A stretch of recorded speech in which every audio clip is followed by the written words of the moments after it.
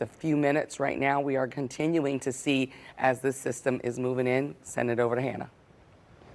Thanks, Nikandra. I wanted to show you the latest Hurricane Hunters flight. They just flew through, and that's how they determined the new center point on the system. Earlier, you could see the center was that red dot there, and then the second pass through, definitely a northeastward track, and then it continued kind of in that northeastward direction, and they just made another pass, but looks like they're turning back up to the north now. But that's how we got that new center point for the latest advisory, and the pressure was a slight drop from what we saw before as the recon went through there. But you can see how lopsided the system is. We are still seeing that dry air impacting this. There's a big gap between what is Francine and what is a disturbance to the north. So all of this massive rain is not actually associated with Francine. We've seen this dry air allowed to get pulled in from Mexico into the system, but we also have this disturbance up here that's actually kind of hindering pulling more moisture and fuel into Francine. So we were expecting to see it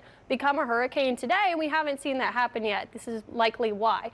But we are going to watch for the flooding potential as we start to see bands of heavy rain even today. So this flood watch is in effect until Thursday for heavy flooding rainfall. We've already started to kind of see that on the radar this morning, but the biggest amount of rainfall is going to come from wherever the center of the system is. This is our Fox 8 forecast modeling.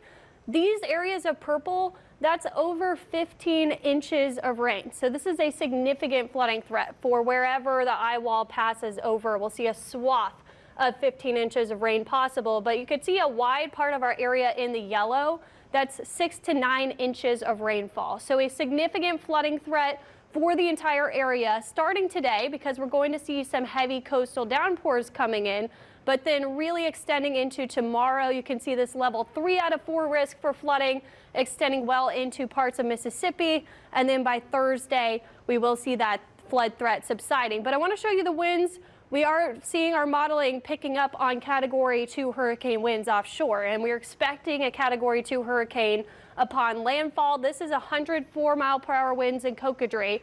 This is important to us, not the positioning of it exactly, because modeling can get this wrong, but the magnitude of these winds. I think everywhere along the coastal areas that are in those hurricane warnings need to prepare for the potential for Category 2 hurricane winds. Then farther inland, where all of us are in that tropical storm warning, you can see this verifying those tropical storm winds. We could have some problems with flooding in the river parishes and in coastal Mississippi, where you're getting those onshore winds throughout the afternoon and into the evening on Wednesday. By Thursday, this is clearing out. We'll see the winds shifting from the northwest, and this will start to shape up a little bit better. But looking at the tides, coastal areas, Cocodrie, Grand Isle, 5 to 10 feet of storm surge possible.